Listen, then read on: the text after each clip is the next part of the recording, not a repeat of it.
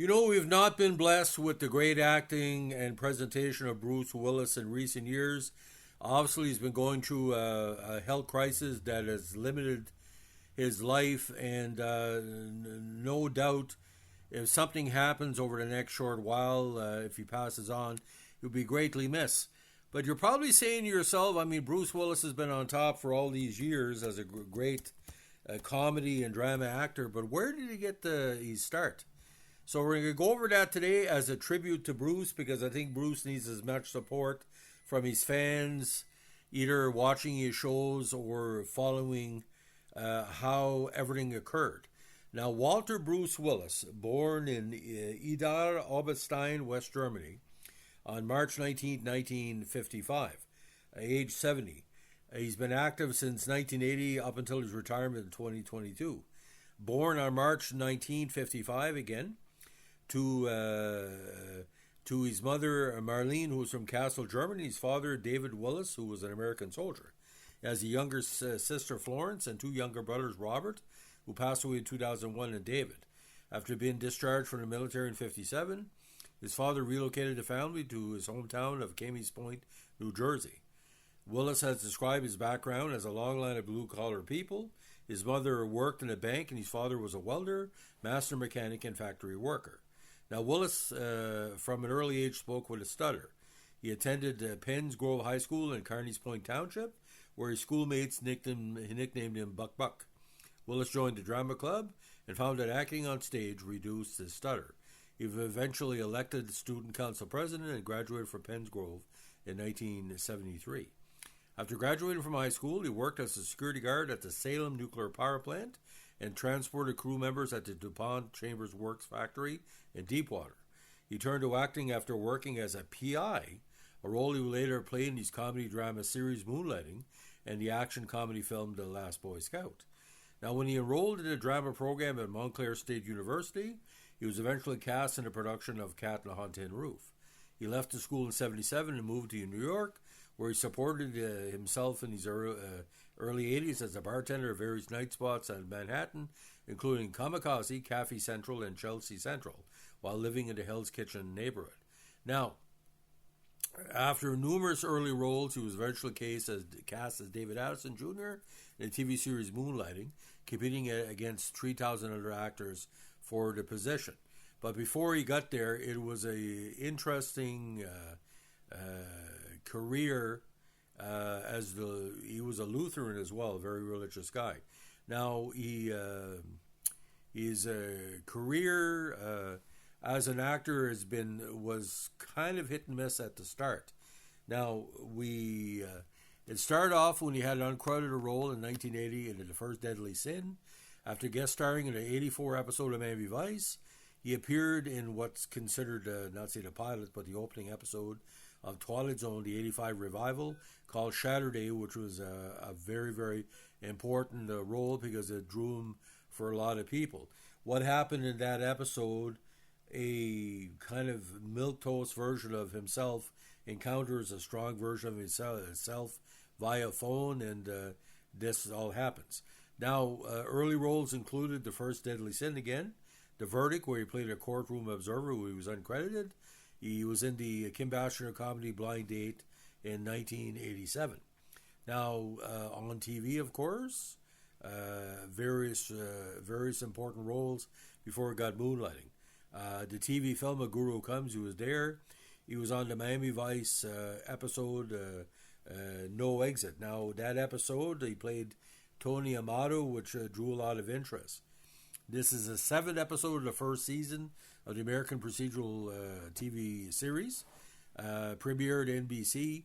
It had also guest appearances by boxer Vinny Corto.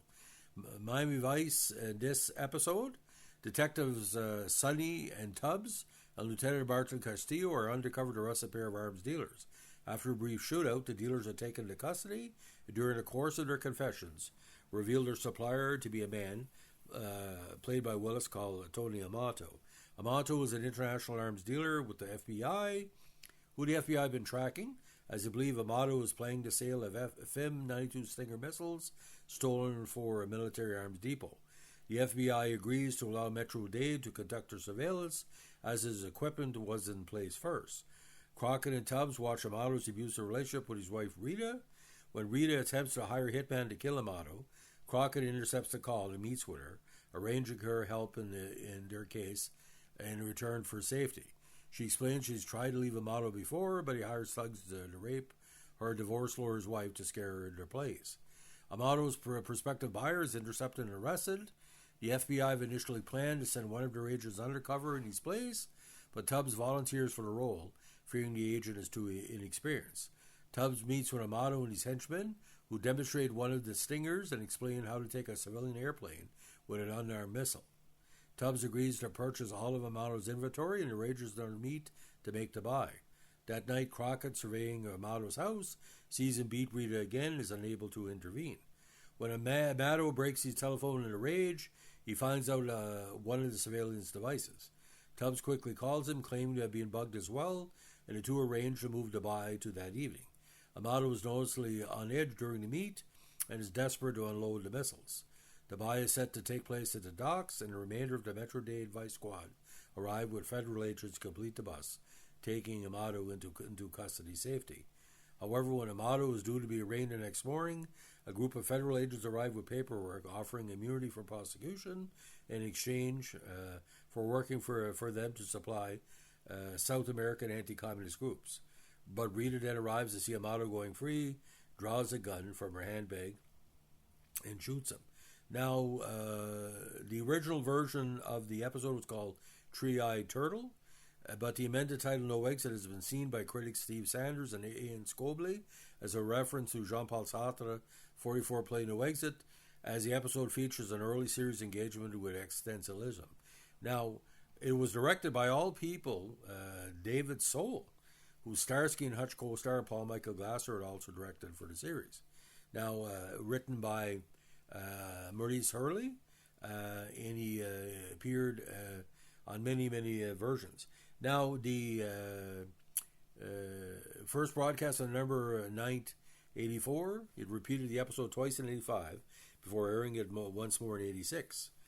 That's one of the highlights of Miami Vice's first season, including the critic Todd Douglas Jr.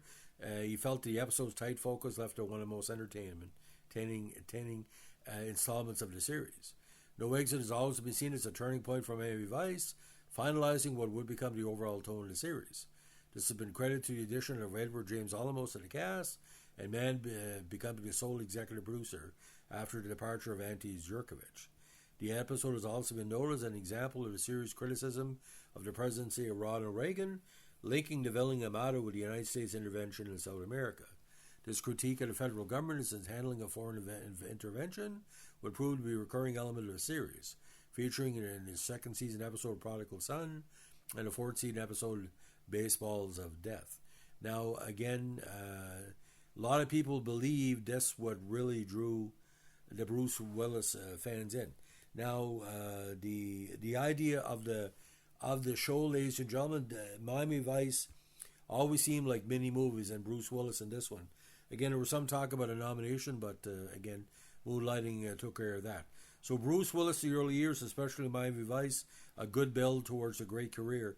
And like I said, no matter what happens to Bruce in the next months or years that he's still with us, he's going to be remembered as one of the most consistent and important and charismatic actors from the 1980s to the current day. And especially in Pulp Fiction, especially on Armageddon, he can play anything. And like I said, what would TV and movies would be like without Bruce Willis? Look at Die Hard. I mean, amazing. He redid the action genre just like Schwarzenegger did. So if you like Bruce Willis, say a prayer for him tonight. I know I will. If you like what you're doing here, we're screenshots and remote control podcast. Let us know in the like, comment, subscribe, or share.